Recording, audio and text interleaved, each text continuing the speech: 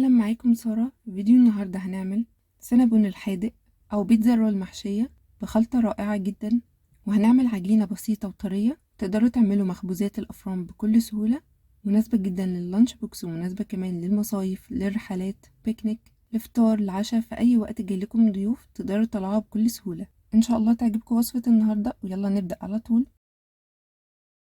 اول حاجة هنبدأ بيها طبعا وهي العجينة، ومحتاجين فيها كيلو من الدقيق، معلقة كبيرة من الخميرة، معلقة كبيرة من السكر، معلقة صغيرة من الملح، ربع كوب من الزيت، مية للعجن. في بولة هضيف كل المكونات الجافة على بعضها، الدقيق مع رشة الملح مع السكر مع الخميرة، وفي النص كده هعمل حفرة وابدأ اضيف عليها المية بالتدريج لحد ما اكون عجينة تكون مظبوطة. بعد ما وصلت للشكل ده هضيف الزيت وهعجن لحد ما ادخل كل كمية الزيت في العجينة ويكون عندي عجينة طرية ناعمة ما بتلزقش. اغطيها واسيبها في مكان دافي لحد ما تخمر ويضاعف حجمها. هنبدأ نحضر خليط الحشوة، محتاجين فيها جبنة، اي نوع جبنة تكونوا بتحبوه او متوفر عندكم، او حتى جبنة قريش، فيتا، اسطنبولي، اي جبنة كريمي، مثلثات من الجبنة، جبنة شيدر، رومي، موتزاريلا، فلفل الوان، زيتون مخلل، حتى لو عندكم نوع واحد بس من الفلفل مش لازم تستخدموا كل الحاجات دي كلها، او نوع حتى من الجبنة، نوع واحد مع نوع تاني. هضيف الجبنة المثلثات مع الجبنة الكريمي واقلبهم مع بعض كويس جدا.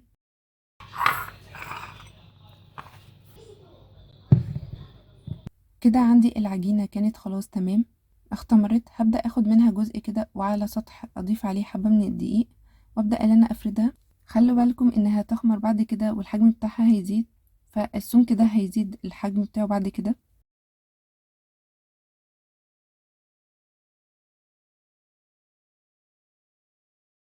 هجيب خليط الجبنة اللي قلبناه مع بعض وهفرده، وده هيكون بديل عندي عن الزبدة اللي احنا بنعملها في السينابون الحلو.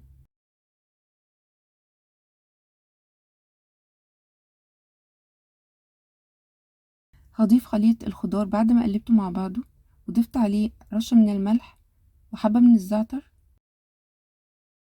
من الجبنة المبشورة، وهبدأ ان انا الفها رول.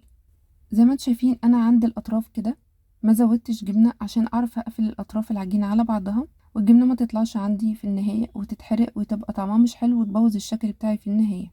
بعد ما لفيته بالشكل ده هبدأ ان انا اقطعه بالحجم اللي انا حباه.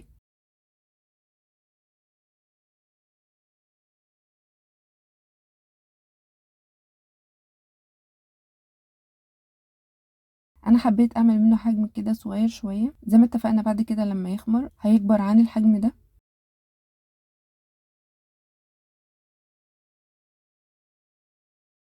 ضفته في الصينية وحبيت ان انا ابططه كده شوية عشان ياخد الحجم اللي انا حباه، وهغطيها واسيبها في مكان دافي لحد ما تخمر ويضاعف حجمها. في فرن سخن على درجة حرارة 180 ل 200 هدخل العجينة بتاعتي بعد ما اختمرت واسيبها لحد ما تكون استوت وخدت لون من تحت، وفي النهاية هقيد الشواية لحد ما تكون خدت لون كمان حلو من فوق. ممكن ندخلها كده على طول او ممكن ندهنها. انا دهنتها بخليط من البيض عليه معلقة من اللبن، معلقة خل صغيرة، رشة من الملح، رشة فلفل، ودهنت بيها اطراف العجينة. وده شكلها بعد ما طلعت من الفرن. شايفين قد ايه طرية، حلوة جدا جدا. عشان نحتفظ بيها ونطلعها بعد كده اكنها لسه معمولة فريش، فلازم اول ما تبرد على طول وتكون بحرارة المطبخ هنعينها في الاكياس وندخلها في الفريزر. وبكده نكون وصلنا لنهاية فيديو النهاردة. يا رب تكونوا استفدتوا منه، يا رب يكون عجبكم. قابلكم ان شاء الله في فيديوهات وصفات مختلفة، وسلام عليكم.